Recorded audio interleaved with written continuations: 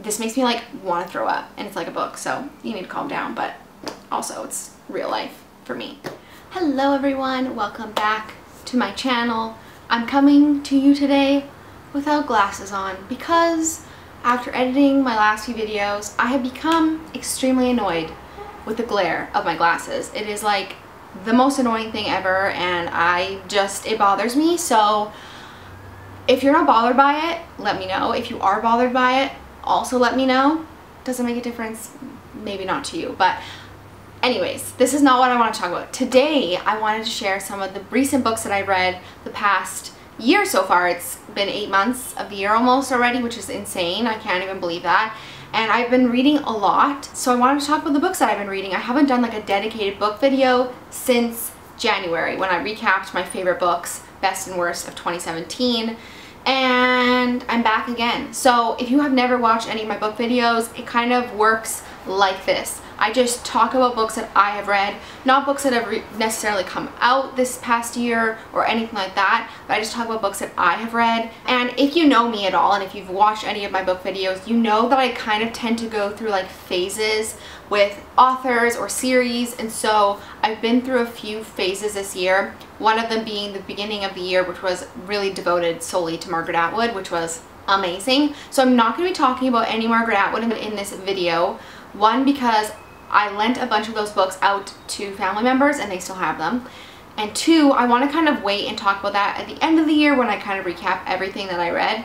So, without further ado, let's begin talking about some books that I've read. I mean, yes. Oh, and if you want to keep up to date with what I'm reading in the moment, hang out with me online all the time, I have a GoodReads account, and I always have that linked down below so you can follow me there. I love my GoodReads account, and I love your book recommendations. You guys are amazing. There's so many books in this world. I would not know about half of the books that I read if it weren't for you guys. So if you want to recommend me books on GoodReads, you can, or you can Instagram message me, which I love receiving as well. So, or down below in the comments. I didn't even think of that. Yeah. Okay, let's get started. I'm gonna go kind of from like what I'm like recent reads to like the last, like the oldest reads that I've read. The oldest to the newest. Oldest to the most current. Okay, you know what I'm trying to say, right? I hope you do. This is a book that I read probably in like March or something like that, right after my Margaret Atwood phase, and this was highly recommended to me.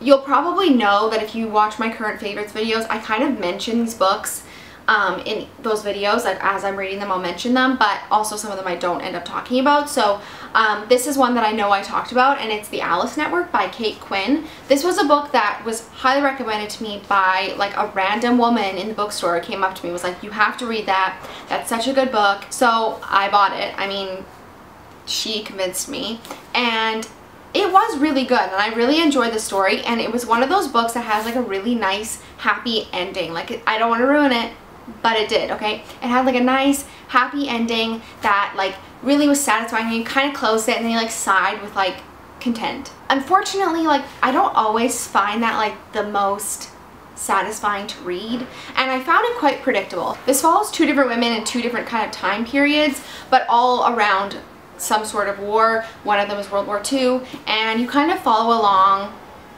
their journeys. I don't want to like give any spoilers or anything like that, but overall I would say it is a good book. It is a good beach book, and what I mean by beach book is like you don't really invest a lot into it. Like you don't feel very like emotionally exhausted after reading it. You might not necessarily feel like super like captivated by it, like you need to be reading it every second.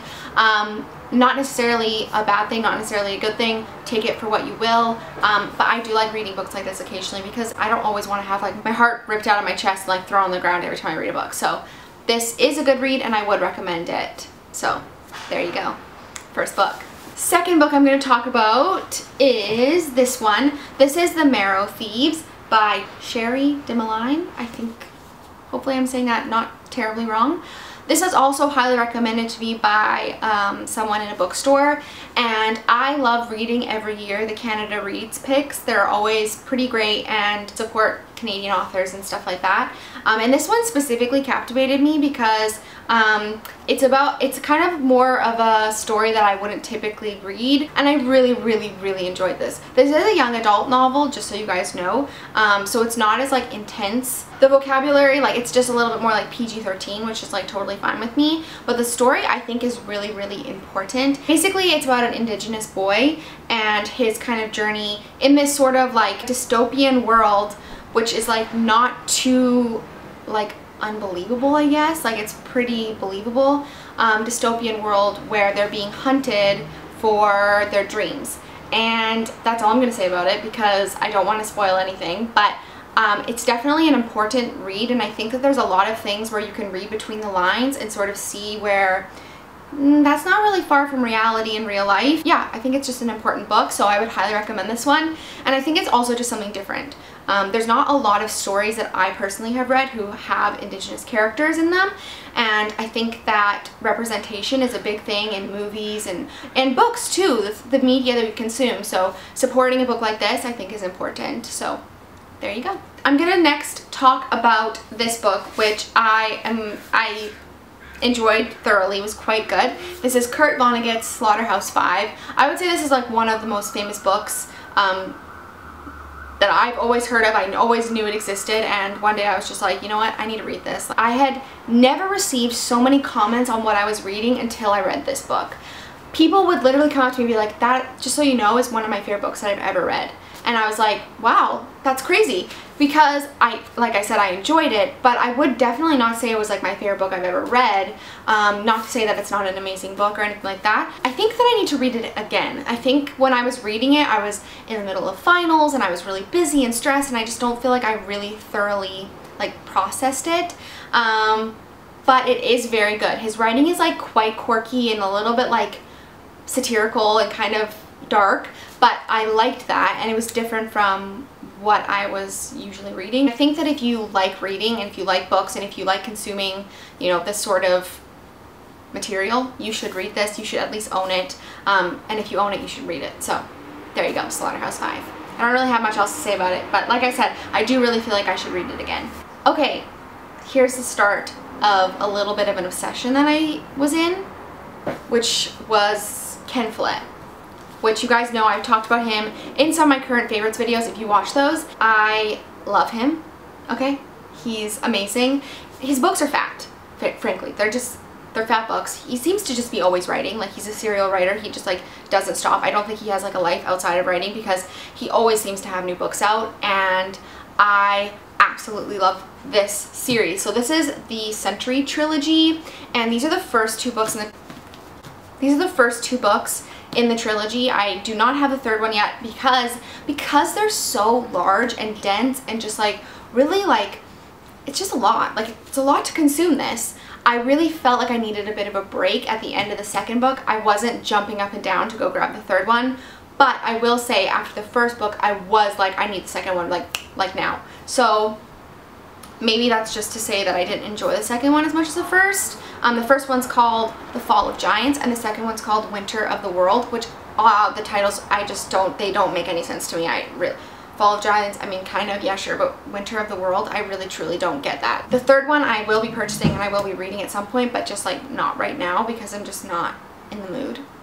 You know what I mean? You know, it's a lot of historical fiction. It's a lot. So do highly recommend these if you like historical fiction. These are both set during World Wars. World War I is in the first book and World War II is in the second book, so I assume the third one will center around a war.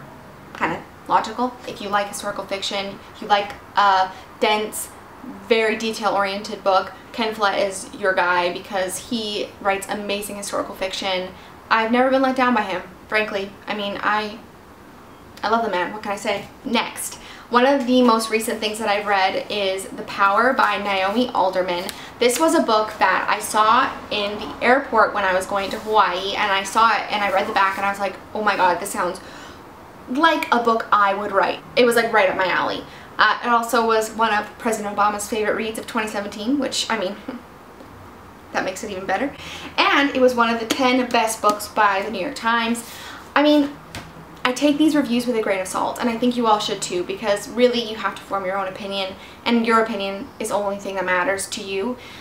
So like, these videos are just my opinion, and you have to take it with a grain of salt. You might hate the books I just talked about, you might love the books that I don't like, or whatever. That's just the way it goes. So I was a little bit disappointed in this book. I'm gonna kind of cut to the chase.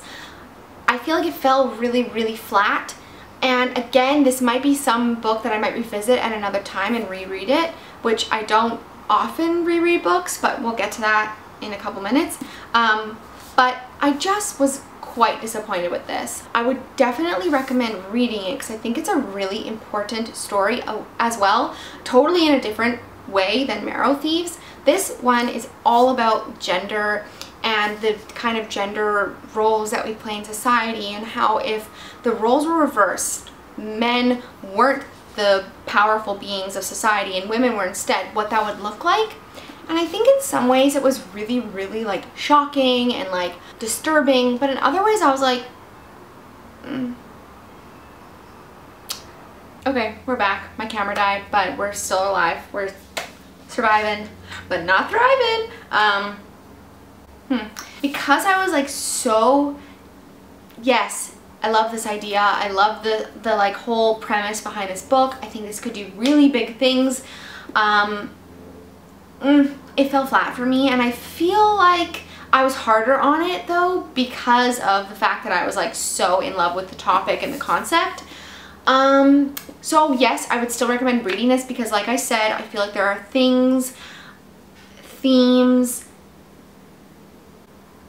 important stuff essentially that this book does cover. I think this is an important book because it kind of makes you accountable for the gender roles that you play in society, and also like what we kind of don't even really think about anymore. Like at this point we're just like, that's just the way it is.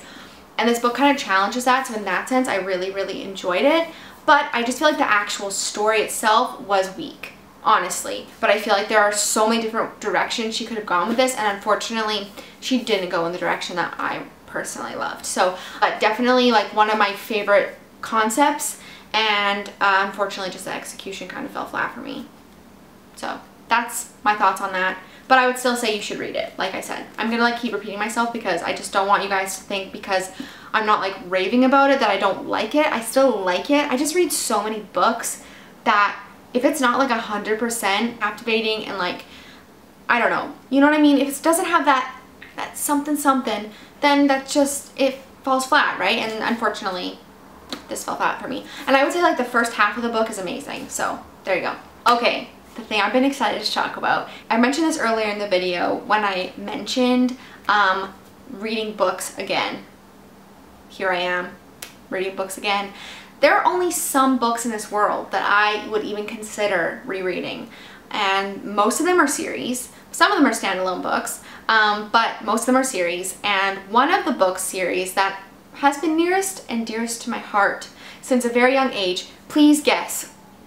I'm trying to give you hints. It's a fantasy series. It's amazing. It's like what everyone thinks about when they think of fantasy novels. It's like the beginning of reading for me when I was like in grade 2 or 3. I remember I read the first book for the first time. Guys, I'm rereading Harry Potter. Did you guess? Did you get it? If you've been watching my channel for a really, really, really long time, you would know that back in the day, I don't know how long ago, many, many years ago, I used a like remix of the Harry Potter intro at the beginning of my videos, okay? Yes, I am that nerdy. Are you surprised? I'm not. These books are super, super special to me for so many reasons. I have had Harry Potter in my life since a very young age, and I love them. I used to reread the series every summer, pretty much from like 6th or 7th grade up until high school, all the way till like the end of high school when I graduated. And it has been 5 years since I read these books. 5 whole years. So yeah, I bought my own, finally, as an adult. Unfortunately, I'm not in love with the cover art. If you follow me on Instagram, you would have seen this. It's a little bit like very young adult, which is totally fine. They're young adult books, I get that. But Dobby, poor Dobby. You gotta zoom in on this shit. This is just not okay. Look what they did to him.